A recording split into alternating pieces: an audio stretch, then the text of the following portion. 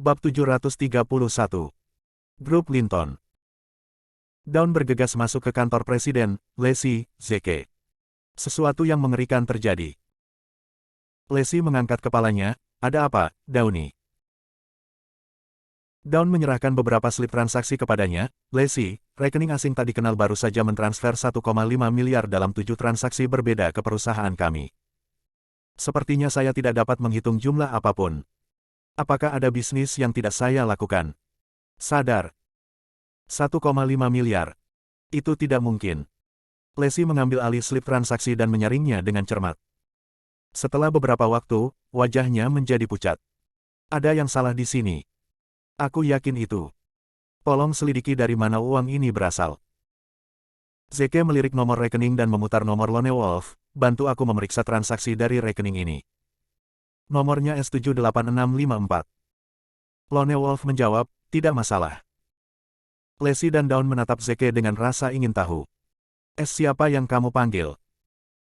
Zeke hanya menjawab, seorang teman. Lacey memutar matanya ke arahnya, sepertinya kamu punya banyak teman. Apakah menurut Anda ada teman Anda yang secara tidak sengaja mengirim 1,5 miliar kepada kami? Zeke tersenyum, bukan tidak mungkin. Bang! Pintu tiba-tiba ditendang terbuka. Henry membawa 6 preman bersamanya. Lacey dan Dawn panik saat melihat Henry. Henry mengejek mereka, haha. Kenapa kalian terlihat seperti seseorang di keluargamu yang baru saja meninggal? Zeke menatap Downy. Downy, apa yang harus kita katakan kepada tamu yang tidak kita sambut? Dawn menjawab hampir seketika, kami menghajar mereka. Apa? Hahaha. Lacey tidak bisa menahan tawa. Sejak kapan Dawn belajar itu? Kurasa dia pasti mempelajarinya dari guru palsu. Henry memelototi Zeke. Dasar biadab. Hentikan semua komentar bodohmu. Dan kau berniat menghajarku. Kuberitahu sekarang. Kali ini kalian semua kacau. Dia melirik slip transaksi di tangan Lacey. Ya ampun. Apa ini? Apakah seseorang baru saja mentransfer 1,5 miliar kepada Anda? Lacey merasakan hawa dingin menjalari tulang punggungnya. Jones pasti ada hubungannya dengan 1,5 miliar. Tapi, mengapa dia mentransfer 1,5 miliar kepada kami? Lacey berbicara dengan nada waspada, Jones, apa maksudmu? Henry menjawab dengan angkuh, oh, aku di sini hanya untuk menyaksikan kalian bangkrut. Dawn berteriak, keluarlah. Kaulah yang akan bangkrut. Zeke, tolong singkirkan orang ini. Melihatnya saja sudah membuatku mual. Sialan kau, Jones. Kau pantas mati hanya karena kau membuat Downy sakit. Zeke sangat marah. Dia menendang Jones dan mengirimnya keluar pintu tanpa ragu-ragu. Downy menatapnya dengan manis. Zeke, kamu yang terbaik. Saya hanya melakukan pekerjaan saya, jawab Zeke. Henry mendidih karena marah. Dia tidak menyangka mendapat tendangan dari Zeke karena tidak ada peringatan. Pengawal saya tidak berguna ketika Anda bahkan tidak memberi mereka waktu untuk bereaksi. Para preman itu merasa cukup bersalah karena tidak bisa melindungi Henry sehingga mereka meraung pada Zeke, bajingan, kamu harus memiliki bola baja. Beraninya kamu memukul Tuan Jones di depan kami. Sekarang, kamu berlutut dan minta maaf kepada kami dengan benar. Sekarang dan tampar dirimu 100 kali. Lalu kami akan menyelamatkan hidupmu. Downy bersembunyi di belakang Zeke. Zeke, mereka terlihat sangat menakutkan. Zeke berteriak pada mereka, kalian bajingan memiliki keinginan mati untuk menakut-nakuti Downy. Bab 732. Zeke mengangkat kakinya dan menendang para penjahat itu keluar dari kantor. Downy menatapnya dengan kagum. Zeke, kamu yang terbaik. Itu yang harus aku lakukan. Zeke berkata padanya lagi. Lacey terdiam di samping. Kalian berdua benar-benar menganggap orang lain sebagai orang bodoh. Anda hanya mencari alasan untuk mengalahkan orang-orang itu. Siapa yang akan percaya bahwa Anda memukul orang-orang hanya karena mereka telah membuat Dawn jijik dan takut? Pada titik ini, para preman marah. Bajingan. Setidaknya beri peringatan sebelum Anda bergerak. Anda harus memberi lawan waktu untuk bereaksi. Anda harus memainkan permainan yang adil. Anda lebih buruk daripada beberapa bajingan karena mereka memiliki prinsip yang tidak seperti Anda. Henry menggertakkan giginya, bagus. Hebat. Aku ingin memberimu kesempatan untuk mengakui kekalahan. Tapi sepertinya kalian memiliki keinginan mati. Henry mengeluarkan teleponnya dan memutar nomor. Paman, lakukan saja. Dia menutup telepon dan menatap Zeke puas. Apakah Anda tahu siapa aku baru saja menelepon? Direktur Biro Regulatori Rahasia Bank. Dia praktis saudara dengan saya Gatpa. Linton Group dikaitkan dengan penyelundupan dan penipuan yang melibatkan uang dalam jumlah besar. Hanya menunggu dan melihat bagaimana Anda akan bangkrut dan dikirim ke penjara. Lacey membalas, itu omong kosong. Linton Group tidak mungkin diasosiasikan dengan aktivitas penyelundupan atau penipuan. Henry mencibir, begitukah? Lalu ada apa dengan jaringan penyelundupan terkenal di luar negeri yang mengirim 1,5 miliar dolar? Wajah Lacey menjadi pucat dalam sekejap. Jadi begitulah 1,5 miliar itu muncul. Downey, telepon polisi untuk mengklarifikasi masalah ini. Uang 1,5 miliar itu tidak ada hubungannya dengan Linton Group. Dia dengan cepat berkata kepada Dawn. Henry tertawa. Haha. Tidak ada gunanya melapor ke polisi. Ini adalah penipuan keuangan dan berada di bawah yurisdiksi Biro Pengatur Bank. Polisi tidak punya wewenang. Lacey tiba-tiba merasa mulutnya kering karena jengkel mendengar kata-katanya. Betapa bodohnya. Zeke mendengus pada Henry. Dia pada dasarnya memberitahu kita semua rencananya. Itu akan memberi kita waktu. Zeke mengeluarkan ponselnya dan mengirim SMS ke Lone Wolf. Asal-usul transaksi telah diidentifikasi. Itu berasal dari jaringan penyelundupan luar negeri. Segera cuci uangnya. Lone Wolf menjawab. Ya Pak. Dalam 10 menit, Lone Wolf menjawab. Zeke, uangnya bersih. Asal telah diubah menjadi Paul Venture Capitalis sebagai gantinya. Jawab Zeke. Bagus sekali. Tidak lama kemudian, seorang pria yang tampak seperti pejabat pemerintah dan mengenakan setelan jas masuk. Seorang pengawal yang tampak galak dengan rambut disisir ke belakang memimpin jalan. Pria itu adalah Sean Butley, pria yang dipanggil Henry sebagai Paman Butley. Dawn berkata dengan suara kecil, dia terlihat sangat menakutkan. Kamu berani menakuti Downey. Zeke memainkan trik lamanya yang sama. Lacey menghentikannya. Diam. Zeke, tolong jangan pukul dia. Kita tidak bisa menyinggung orang seperti dia. Tapi dia telah menakuti Downey. Jawab Zeke. Lacey semakin kesal. Apakah kalian sudah selesai? Alasan yang kamu buat untuk memukul seseorang terlalu lemah. Zeke dan Dawn tampak malu. Jadi dia melihat melalui kita. Henry bangkit dengan susah payah dan mendekati Sean. Paman Butley, Anda akhirnya di sini. Ini adalah orang-orang yang bertanggung jawab atas Linton Group. Saya telah melihat mereka melakukan transaksi dengan jaringan penyelundupan luar negeri. Dawn sangat marah dan dia berteriak, kamu mengatakan omong kosong dan mencoba menjebak kami. Diam. Betapa tidak pantasnya Anda berteriak di depan pejabat pemerintah yang sedang bertugas. Sean sangat marah. Kalian bertiga adalah orang-orang yang bertanggung jawab atas Linton Group, kan? Dengan ini saya menuduh Anda melakukan kegiatan penyelundupan. Operasi perusahaan akan dihentikan sementara. Saya mengirim kalian bertiga untuk penyelidikan. Bab 733. Lacey buru-buru menjelaskan, kami telah dijebak dan telah mengajukan laporan polisi yang sesuai. Sean mendengus, tidak, Anda tidak. Kami akan mengetahui kebenarannya setelah penyelidikan. Kemudian, dia memerintahkan pengawal itu, bawa mereka pergi. Merasa tak berdaya, Lacey mencengkeram erat lengan Zeke. Zeke, apa yang harus kita lakukan? Dia menepuk bahunya dan menenangkannya, jangan khawatir, Lacey. Kami tidak melakukan kesalahan apapun. Saya di sini jadi semuanya akan baik-baik saja. Dia memandang Sean dengan dingin, memang benar bahwa uang bisa membuat iblis menjadi tonggak sejarah. Bahkan Tuan Butley, Direktur Biro Pengatur Bank adalah budak uang juga. Ini fitnah yang tidak masuk akal dan terang-terangan. Saya berhak menuntut Anda. Sean sangat marah dengan pernyataan Zeke. Sebaiknya kau bekerja sama. Atau aku akan mengajukan penegakan hukum, dan kalian bertiga akan menghadapi tuduhan lain. Pencemaran nama baik. Kamu yang memfitnah kami karena penyelundupan ilegal. Sepertinya kamu tidak menyadari kesalahanmu sendiri. Jawab Zeke. Fitnah.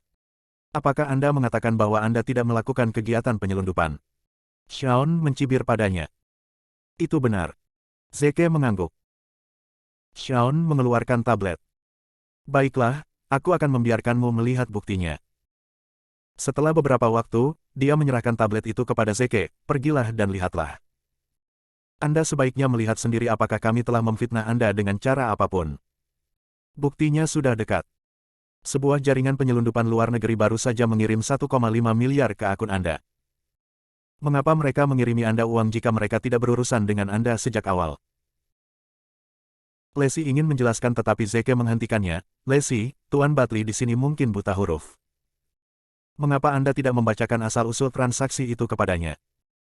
Lacey bingung. Bagaimana mungkin Batley buta huruf? Mengapa dia meminta saya untuk membacakan sesuatu dengan keras? Namun demikian, dia mengambil alih tablet dari Zeke. Dia tercengang setelah melihatnya sekilas. Apakah Batley benar-benar buta huruf? Catatan transaksi dengan jelas menunjukkan bahwa uang itu dari Paul Venture Capitalis. Ini adalah perusahaan terkenal di dunia dan yang paling penting, itu sah. Seseorang tidak akan pernah mengaitkannya dengan kegiatan penyelundupan apapun. Omong-omong, mengapa Paul Venture Capitalis mentransfer 1,5 miliar ke perusahaan kami? Linton Group sama sekali tidak berurusan dengan mereka. Tepatnya, Linton Group tidak memenuhi syarat untuk berurusan dengan mereka. Zeke mendesak Lacey ketika dia melihat bahwa dia masih linglung. Lacey, hentikan itu. Mengapa kamu tidak membacakan kata-kata untuk Tuan Batley di sini? Pada titik ini, Lacey tidak perlu takut, Paul Venture Capitalis dari Australia. Saya ingat bahwa saya telah mempercayakan sejumlah uang kepada mereka beberapa tahun yang lalu. 1,5 miliar adalah total modal saya ditambah bunga. Itu tidak masuk akal. Henry menyembur sambil mengambil tablet itu. Kurasa kau yang buta huruf di sini. Jelas tertulis di sini bahwa ada apa, Fuk? Apa yang terjadi? Ini benar-benar dari Paul Venture Capitalis. Bagaimana bisa? Itu tidak mungkin. Shaun merebut tablet dari tangan Henry dan wajahnya langsung pucat. Apa-apaan? Mereka sudah memverifikasi sebelum datang ke sini, dan jelas terlihat di sistem bahwa uang itu berasal dari penyelundup di luar negeri. Bagaimana dia bisa menjadi Paul Venture Capitalis secara tiba-tiba? Apakah saya salah melihatnya? Tetapi tidak mungkin begitu banyak orang melihatnya salah pada saat yang bersamaan. Hanya ada satu penjelasan saat itu. Zeke Williams mengendalikan Paul Venture Capitalis dan jaringan penyelundupan pada saat yang sama. Seberapa kuat orang ini untuk bisa melakukan sesuatu seperti ini? Jika itu masalahnya, aku bahkan tidak cukup layak untuk membawa sepatunya. Bab 734. Situasi ini lebih dari apa yang bisa dilihat di permukaan, membuat Shaun Batley terlalu gugup untuk bergabung. Dia mengambil napas dalam-dalam dan berkata dengan tenang, ayo pergi. Zeke mendengus dingin.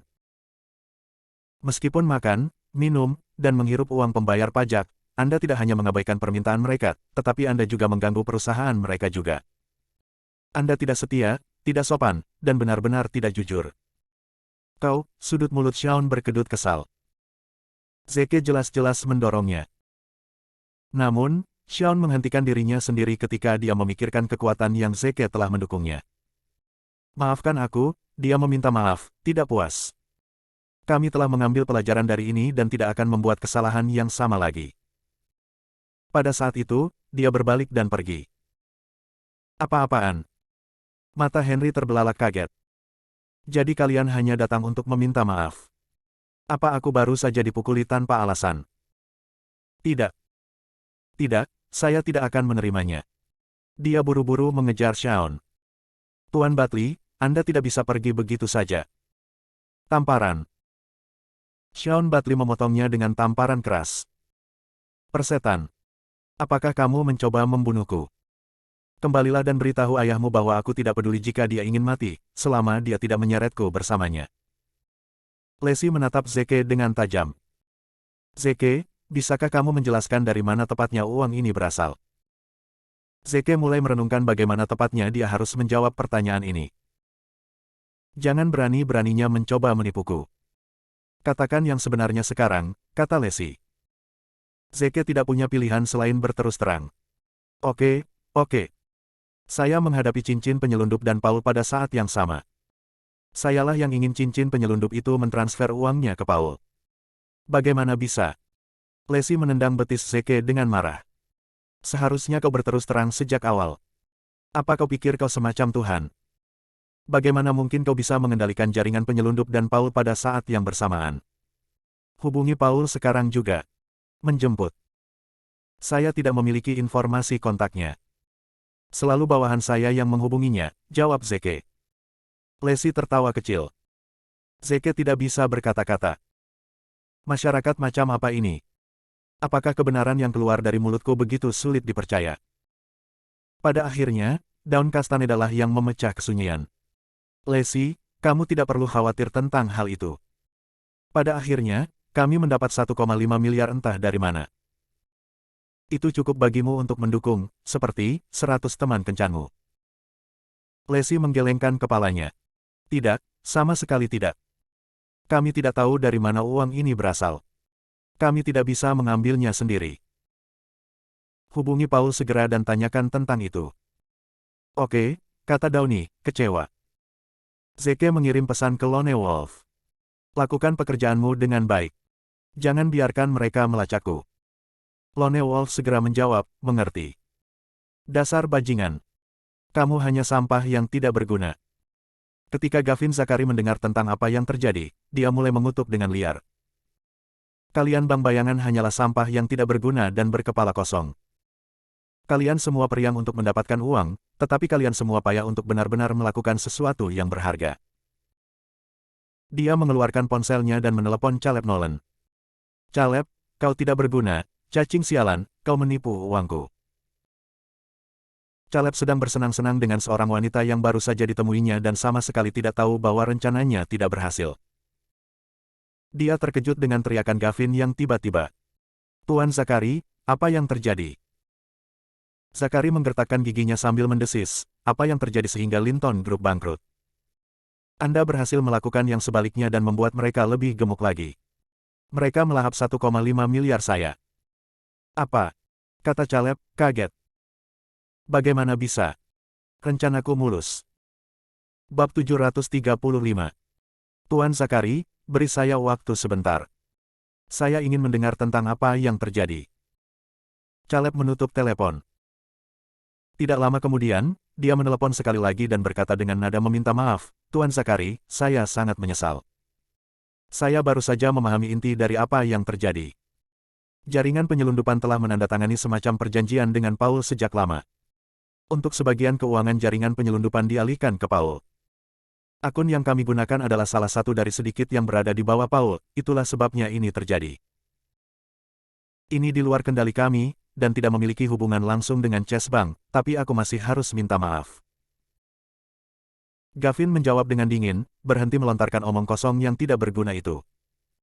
Katakan padaku apa yang ada dalam pikiranmu sekarang.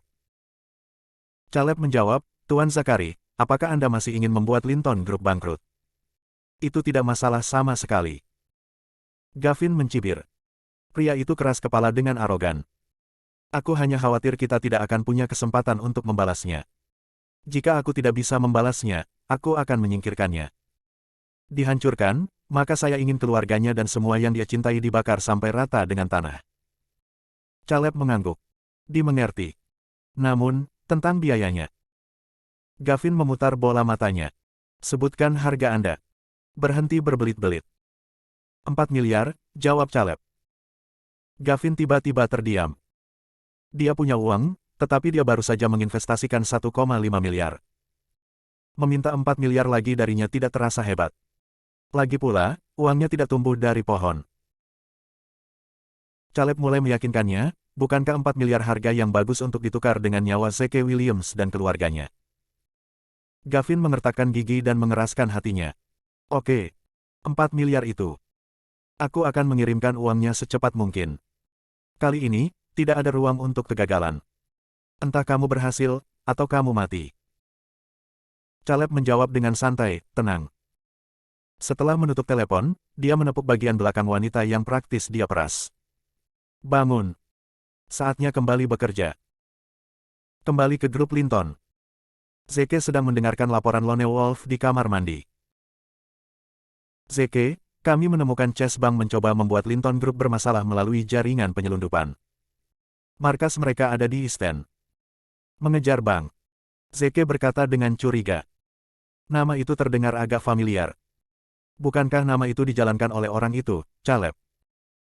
Beraninya dia mengarahkan pandangannya pada Linton Group. Sebaiknya aku masuk akal padanya. Dia mengantongi ponselnya dan berjalan keluar dari kamar mandi. Dia baru saja melangkah keluar ketika dia menabrak daun kastaneda. Zeke dengan cepat menahan daun untuk menghentikannya agar tidak jatuh. Untuk apa kamu berlari begitu mendesak? Daun tidak bisa menahan diri untuk tidak menjangkau dan merasakan dada Zeke sejenak. Zeke, apa kamu yakin dadamu tidak diisi dengan pegas? Itu lebih empuk dari kasur.